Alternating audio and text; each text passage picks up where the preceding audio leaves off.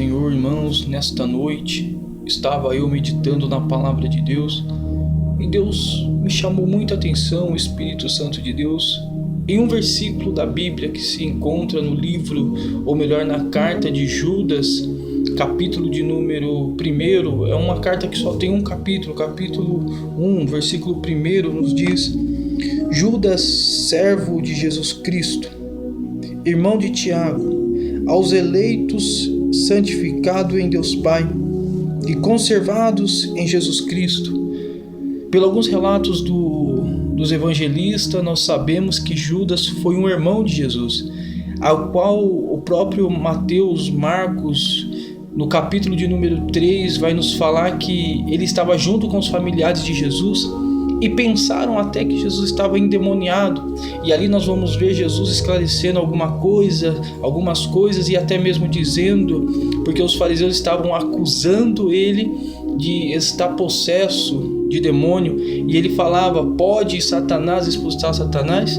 E se uma casa dividida estiver, ela não subsiste, ela não pode existir. Então ali nós vemos Judas, que naquele momento não acreditava no ministério de seu irmão. Isso nós encontramos nos dias de hoje, quando nós aceitamos Jesus como o único e suficiente Salvador. Muitas das vezes a primeira resistência que nós iremos encontrar é justamente o da própria família.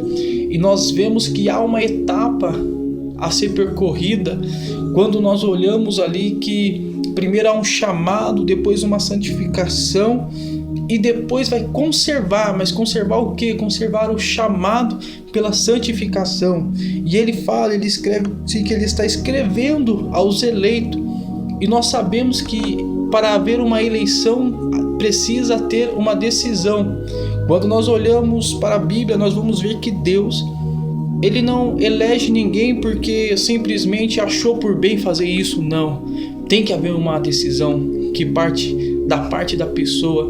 Nós olhamos para o livro de Gênesis, vemos Deus criando o homem, e quando Deus cria Adão, Deus não elegeu Adão, Deus criou Adão. A decisão de Adão é quem ia mostrar, ou quem ia dizer qual era a eleição de Adão. Nós sabemos que Deus fala para Adão para que não comesse daquele fruto, e a decisão dele seria em obedecer ou não obedecer, e isso garantia a sua eleição. Nós olhamos para aquela prostituta Raabe, cidade de Jericó. A eleição dela ia depender da decisão dela. Se ela decidisse continuar dentro da casa com seus familiares, então seria poupada a sua vida. Nós olhamos para a vida do apóstolo Paulo, quando Jesus tem um encontro com ele ali no caminho de Damasco. Jesus não prega o evangelho para ele. Jesus pergunta: por que me persegues? E ele fala para Paulo ir até a casa de Ananias, porque Ananias iria dizer o que Paulo tinha que fazer. Toda a eleição de Deus precisa ter uma decisão. Nesta noite eu quero falar: qual é a sua decisão? Será que a sua decisão é aceitar Jesus como o único e suficiente Salvador? E a decisão nossa é que vai nos levar a entrar em uma ampla ideia, um amplo projeto de Deus para nossas vidas, que é a santificação. Que muitas das vezes nós não entendemos esse termo de santificação, porque nós levamos a santificação ao ato do pecado. Para a pessoa ser santificada, ela tinha que primeiro ter cometido um ato de pecado ou feito alguma coisa errada para que viesse a santificação, e a Bíblia não nos mostra isso. Evangelho de João, capítulo 17, versículo 19, vai nos dizer que Jesus santificou a si mesmo. Mas Jesus não tinha pecado. Como que ele santificou a si mesmo?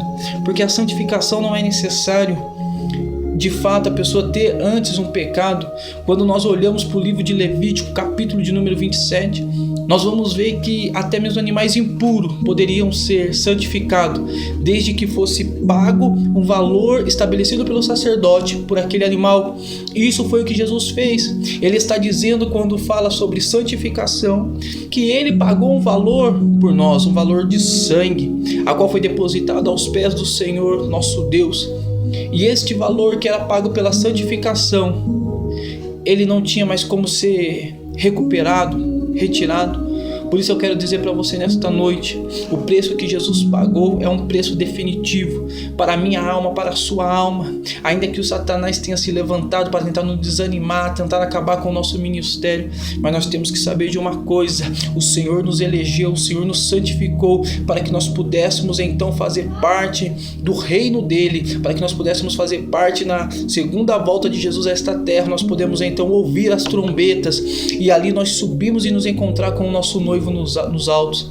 Eu quero que você fique com essa mensagem, que Deus possa iluminar a sua mente, que o Espírito Santo possa tocar no seu coração. Assim, eu desejo toda sorte de bênção sobre a sua vida, sobre a sua casa, em nome do Senhor Jesus.